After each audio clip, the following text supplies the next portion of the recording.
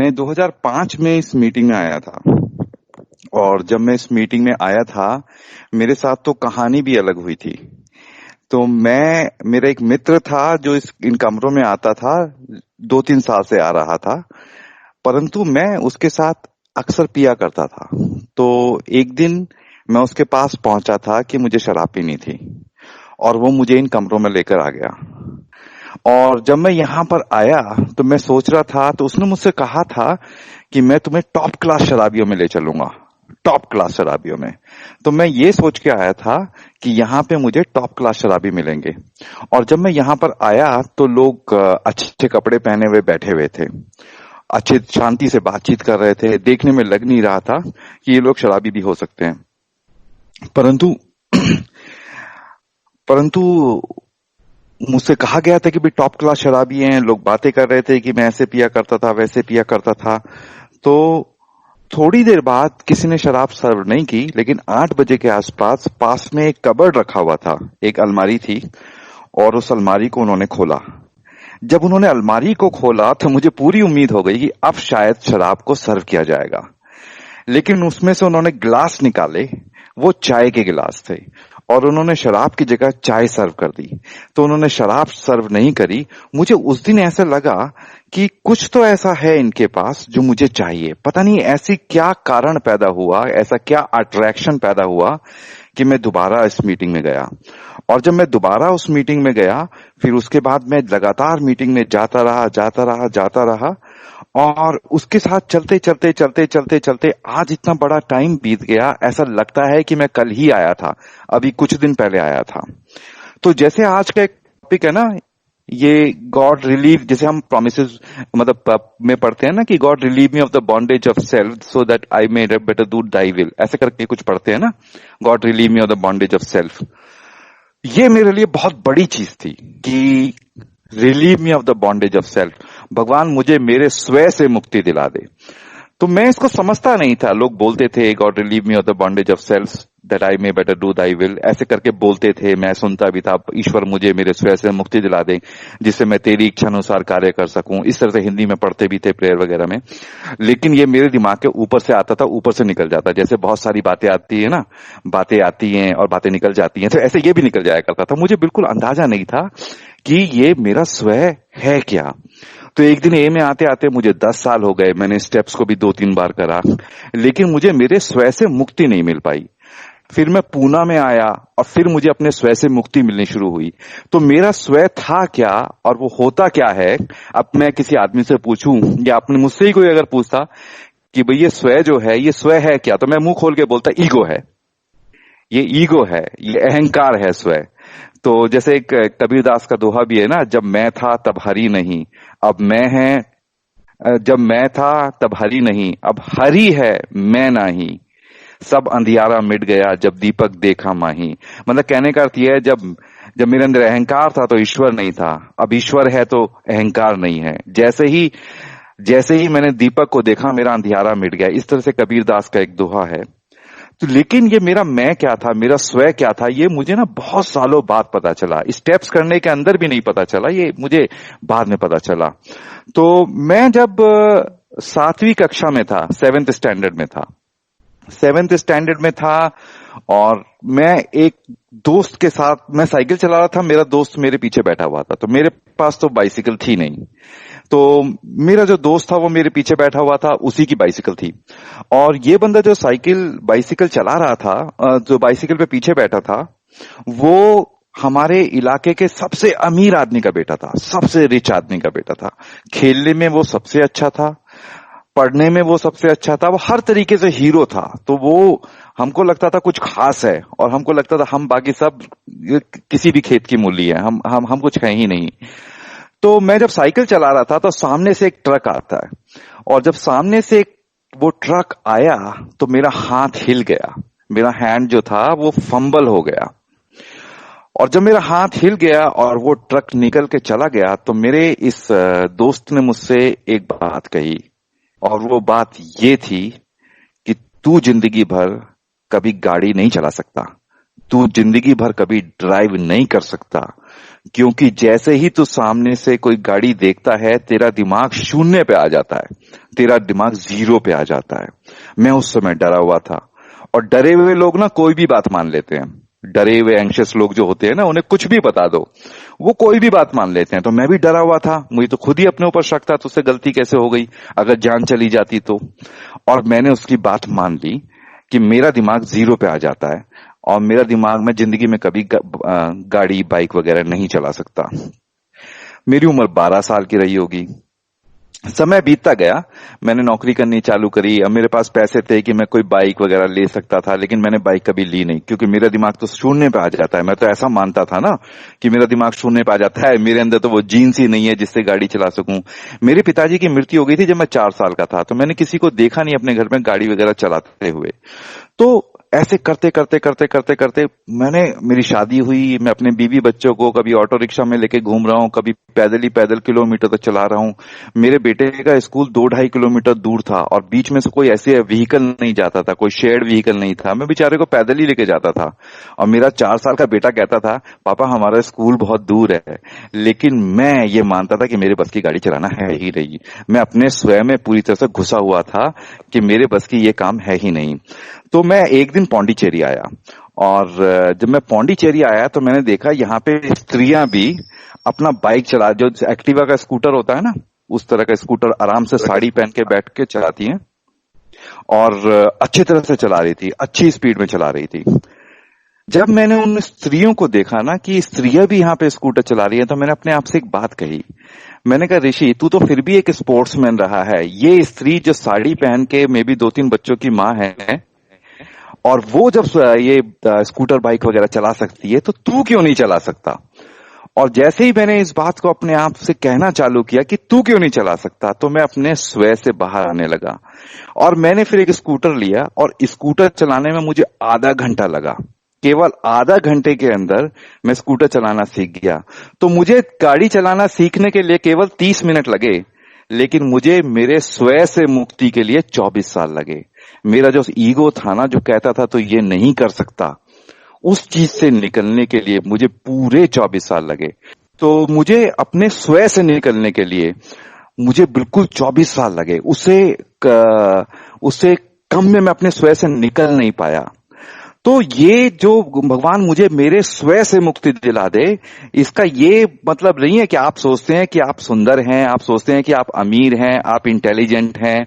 भैया वो तो ह्यूमिलिटी है, वो तो आपकी विनम्रता है।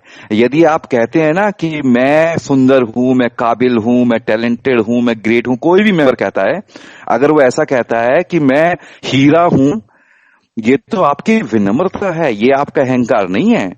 क्योंकि ऐसी स्थिति में जब आप कहते हो कि मैं हीरा हूं, तो आप मान के चल रहे हो कि ऊपर वाला जादूगर है जो हीरे बनाता है।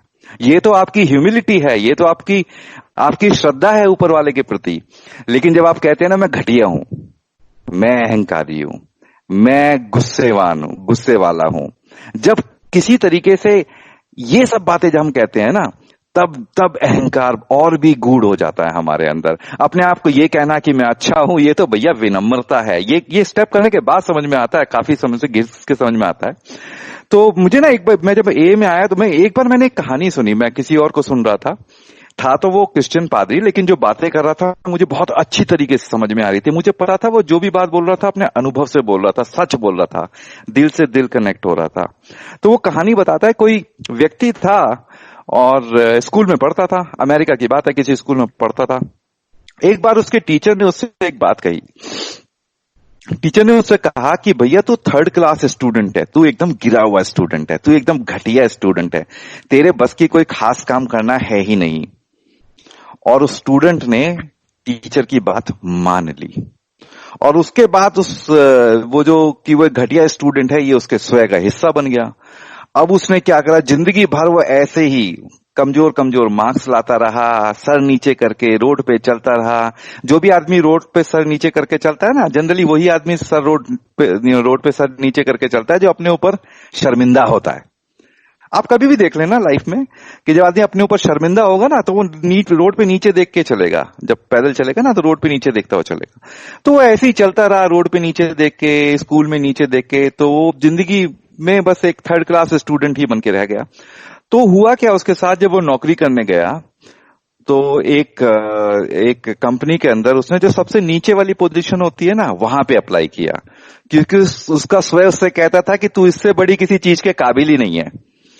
तो उसने सबसे जो नीचे वाली पोजीशन थी ना, उस पे अप्लाई किया, और उस पे अप्लाई किया, उसने 20 साल तक काम किया वहां पर। लेकिन ए में कहावत है ना, God moves in mysterious ways. भगवान जो है वो रहस्यमय तरीकों से काम करता है, भगवान जो है वो रहस्यमय रास्तों से आता है। तो गॉड मूव्स इन मिस्टीरियस वे। एक दिन उसके साथ क्या हुआ कि वो जिस कंपनी में काम करता था, वो कंपनी ही बंद हो गई। अब जब वो कंपनी ही बंद हो गई तो वो क्या करे इसके बाद।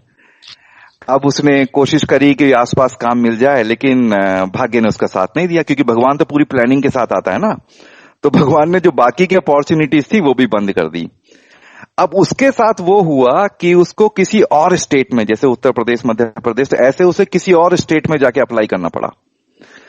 जब उसने दूसरे स्टेट की एक कंपनी में अप्लाई किया, तो उस कंपनी की पॉलिसी थी कि वो आईक्यू टेस्ट लेते थे, जो बुद्धिमत्ता का टेस्ट होता है आईक्यू टेस्ट, तो वो आईक्यू टेस्ट लेते थे।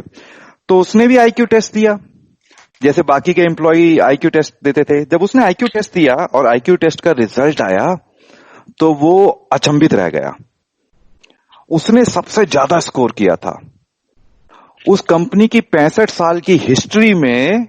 उसने, जितने भी लोगों ने आईक्यू टेस्ट लिया था, उन लोगों में सबसे ज्यादा इसी आदमी ने स्कोर किया था। और ये अपने आप को मान के चल रहा था कि मैं घटिया हूं, मेरे में दिमाग ही नहीं है, मैं तो एक थर्ड क्लास स्टूडेंट हूं।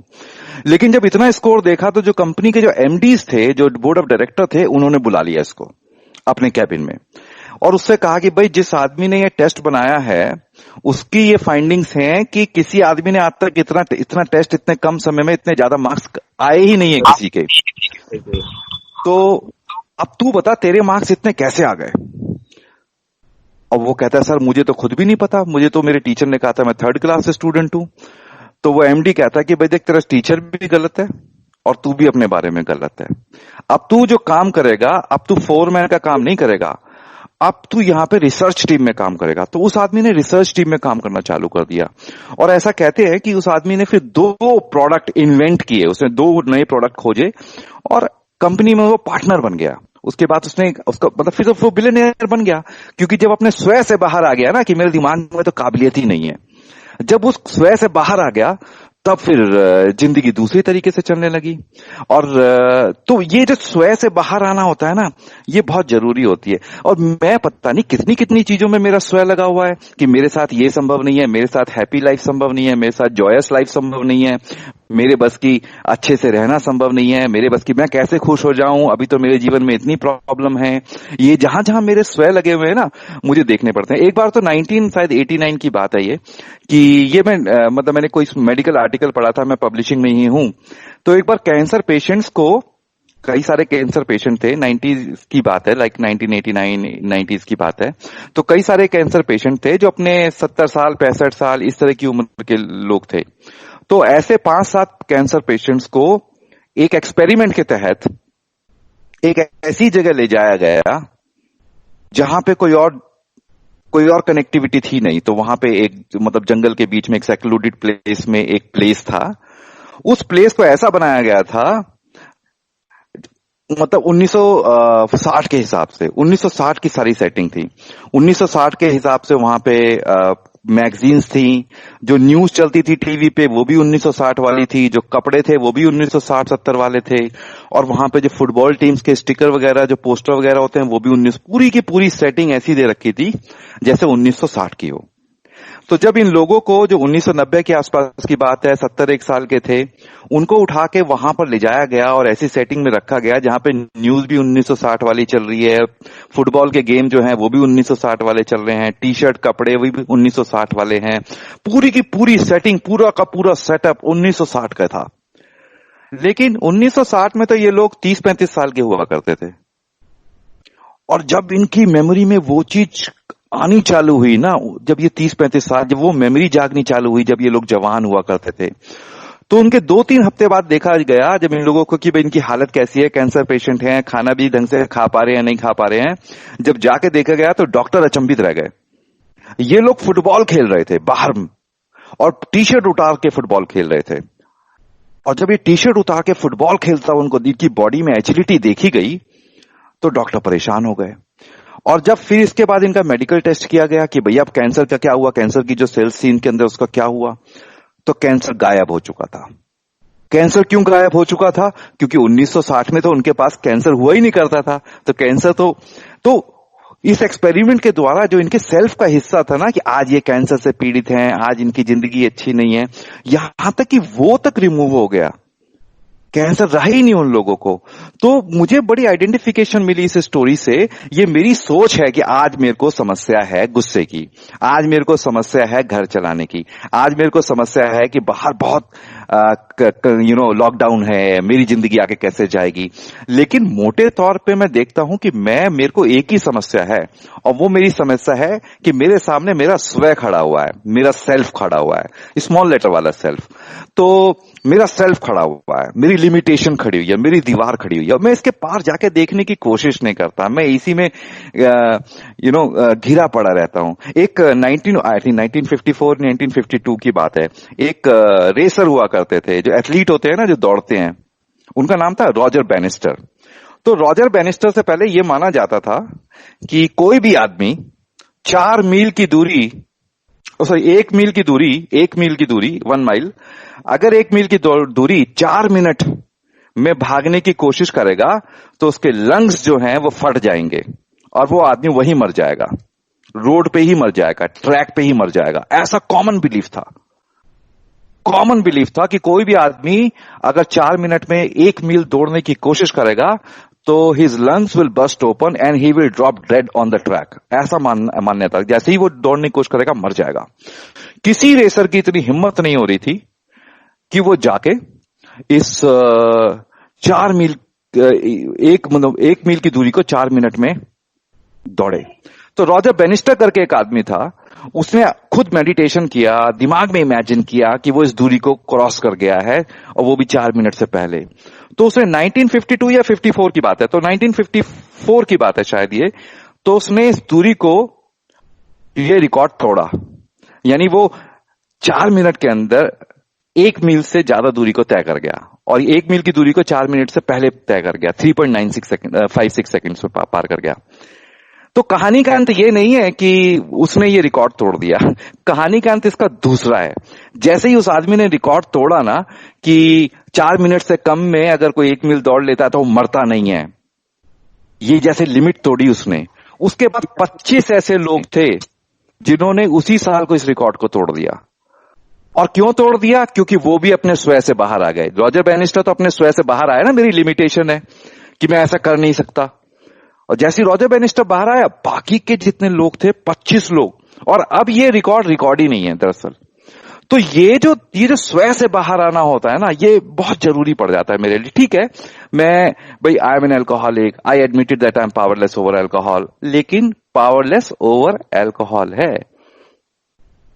जिंदगी में हर जगह पावरलेस हूं ऐसा नहीं है। एक ही जो एक लाइन है ना, God grant me the serenity, शांति तो बहुत जरूरी है ना, क्योंकि जब धूल उड़ती है तो उसमें कुछ दिखता नहीं है, तो मन में शांति आवश्यक है। तो God grant me the serenity to accept the things I can not change, काफी चीजें मैं बदल नहीं सकता, courage to change things I can, लेकिन जो मैं बदल सकता हूं उसकी फेहरिस्त बहुत लंबी है, उसके बारे में बात करेंगे।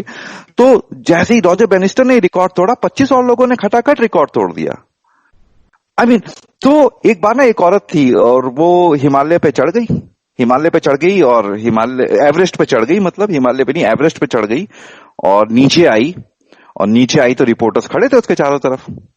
तो रिपोर्टर्स ने वही अपने जो रेगुलर क्वेश्चंस होते हैं रिपोर्टर्स वाले वो पूछे।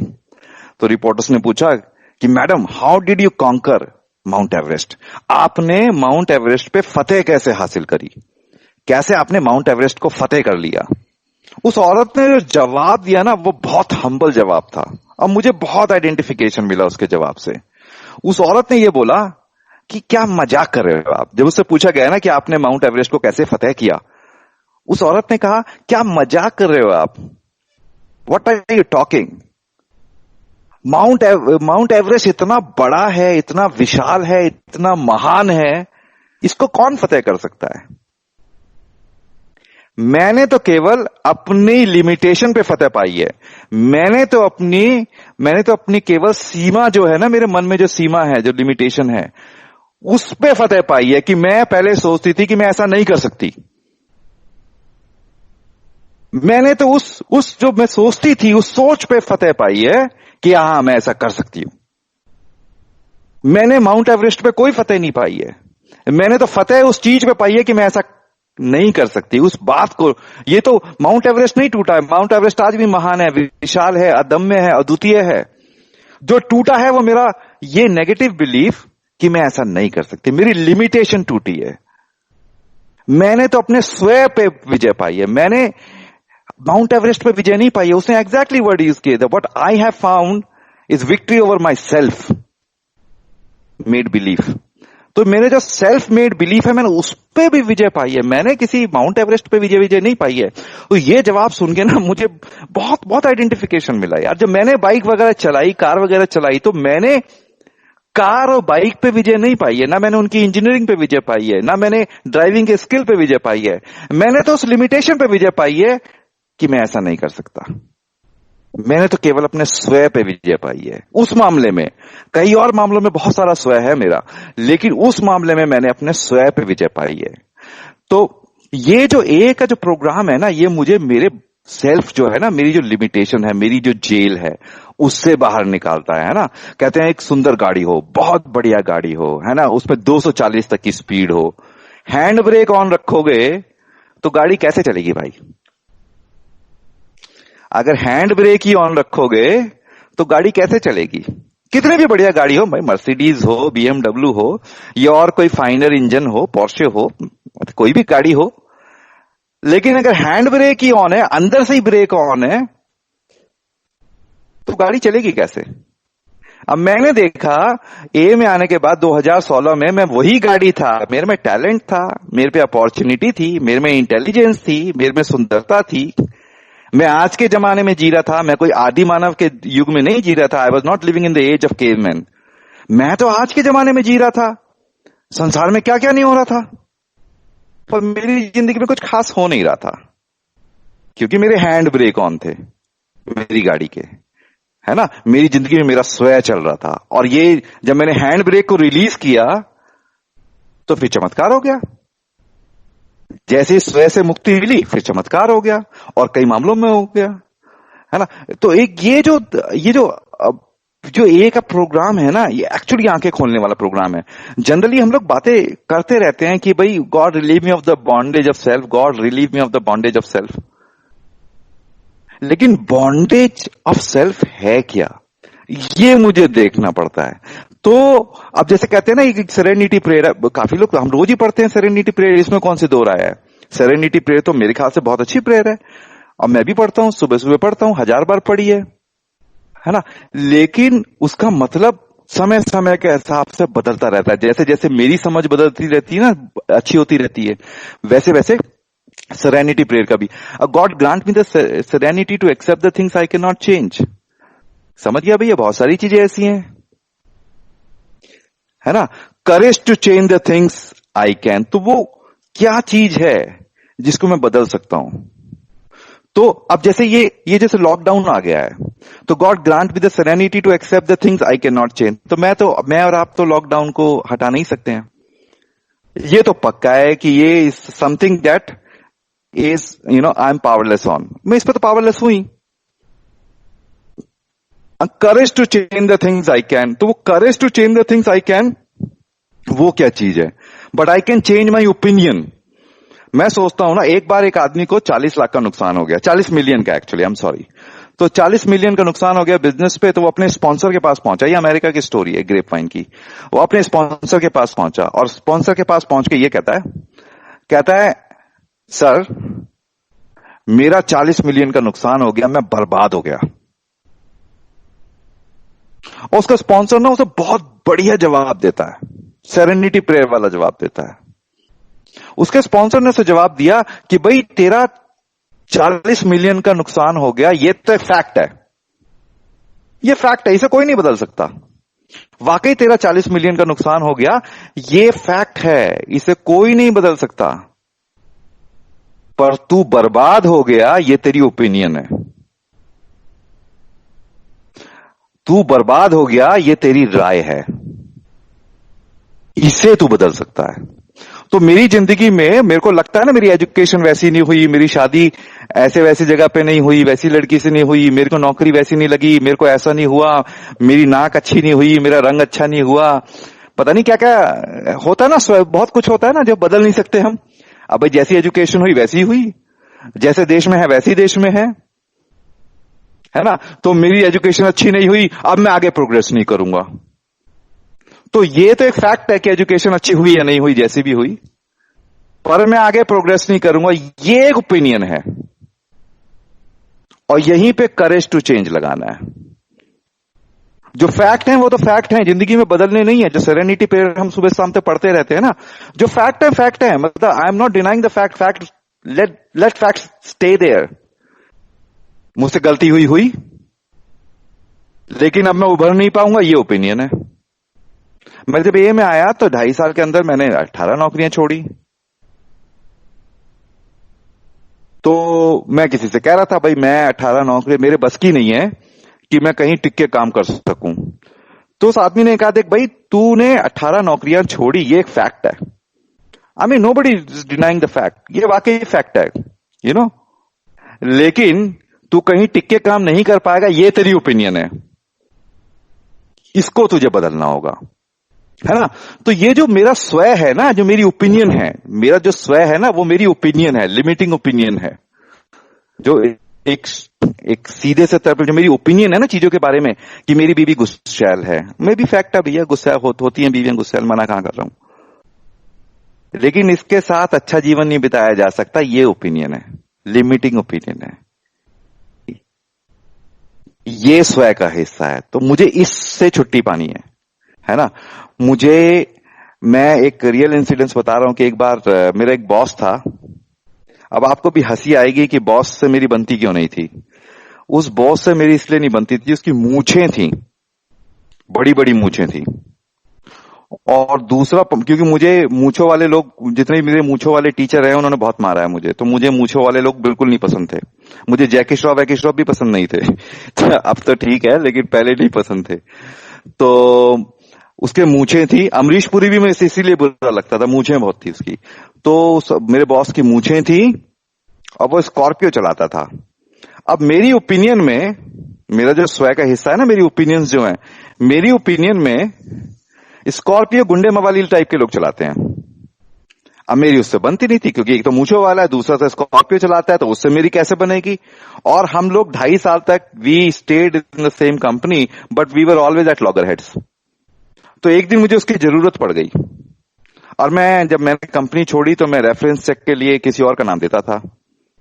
लेकिन एक कंपनी में ऐसा हुआ कि वो एक्चुअल बॉस का ही नंबर चाहिए था, तो I had to give his number and I made a call to him. तो मैंने कहा जवाब ऐसे करके मैंने तेरा नाम दे दिया है और ये है। तो उसने मुझसे एक बात कही, कहा मैं तुझे डे 1 से बहुत पसंद करता हूं, मैं तुझे डे 1 से बहुत पसंद करता हूं, और तू मेरा नाम पहली बार दे देता है ना, तो तेरा रेफरेंस चेक यूं ही लागू हो जाता, पहली बार में ही तू आगे निकल जाता।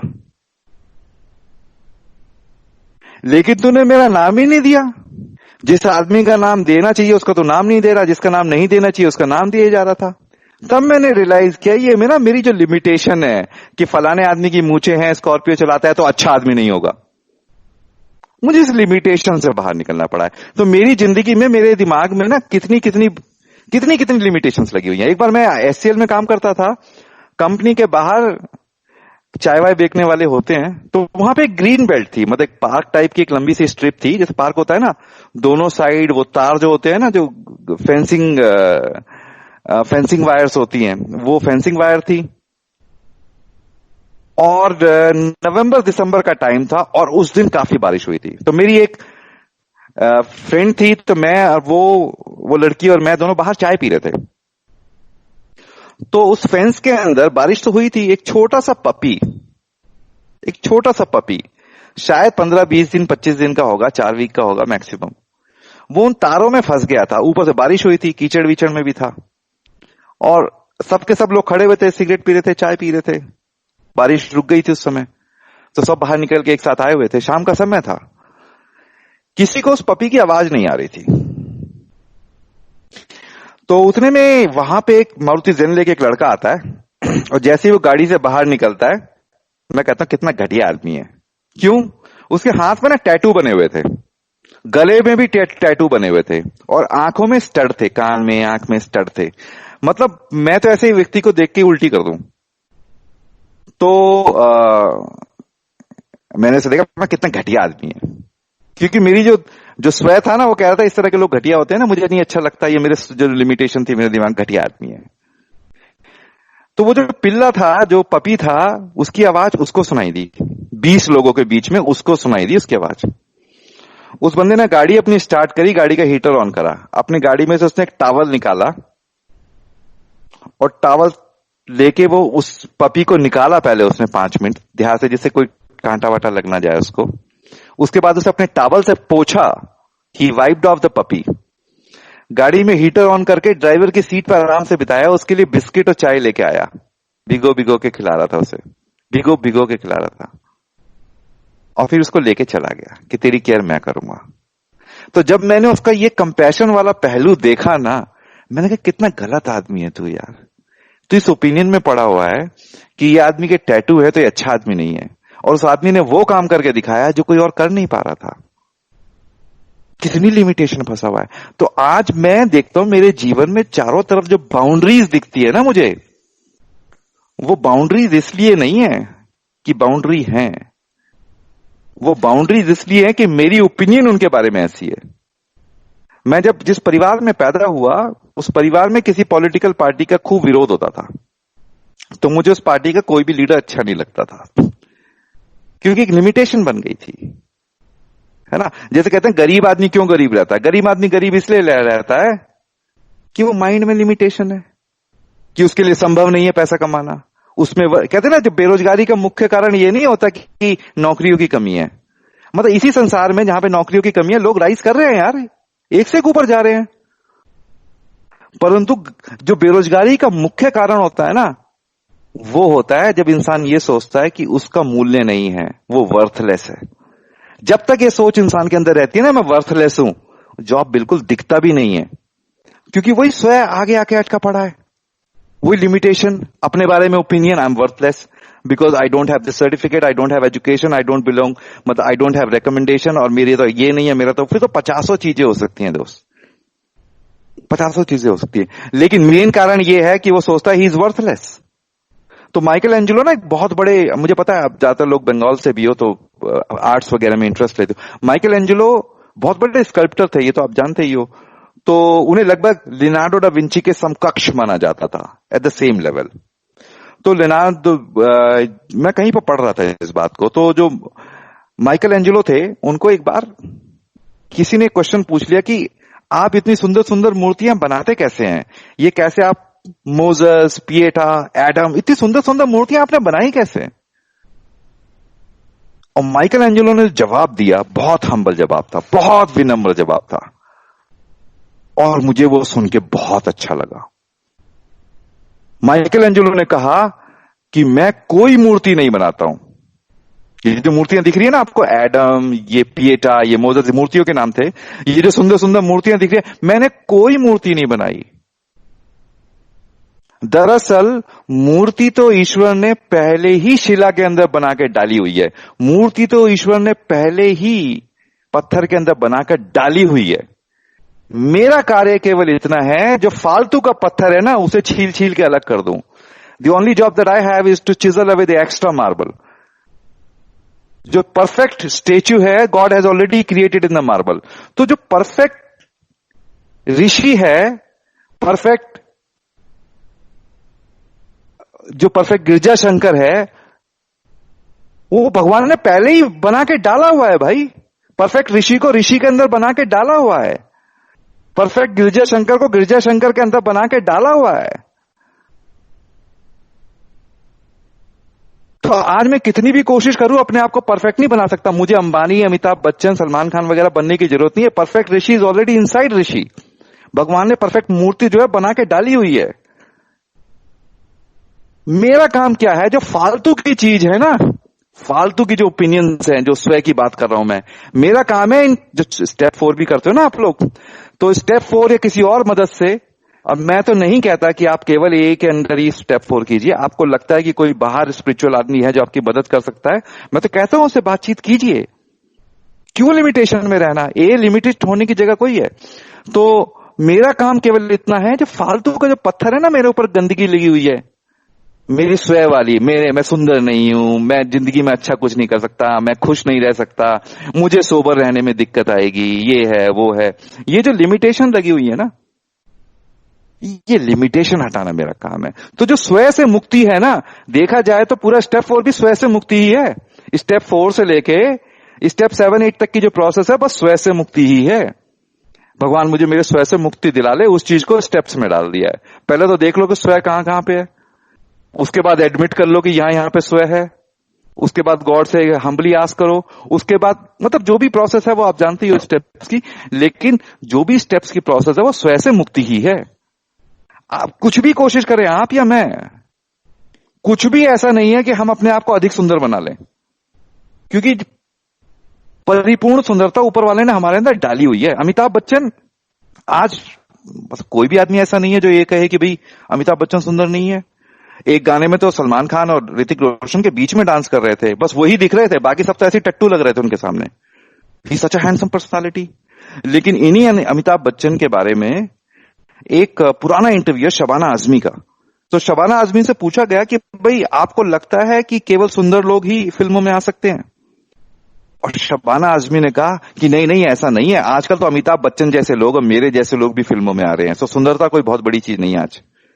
उन दिनों अमिताभ बच्चन को सुंदर नहीं माना जाता था। जब जंजीर हिट हुई तो हमारे राजकुमार साहब ने प्रकाश मेहरा को कॉल करके कहा कि मान गए मेहरा साहब, आपने उस आदमी को स्टार बना दिया जिसकी टांगे उसके कंधे से शुरू होती हैं। उन दोनों लोगों की ओपिनियन ये थी कि ही वॉज नॉट हैंडसम। अरे एक डायरेक्टर ने तो इसलिए मजाक कर दिया कि तेरी हिजड़े जैसी आवाज है, इस आवाज को मैं लूंगा ही नहीं। तो उन दिनों की आज उसी आवाज के लोग कायल हैं।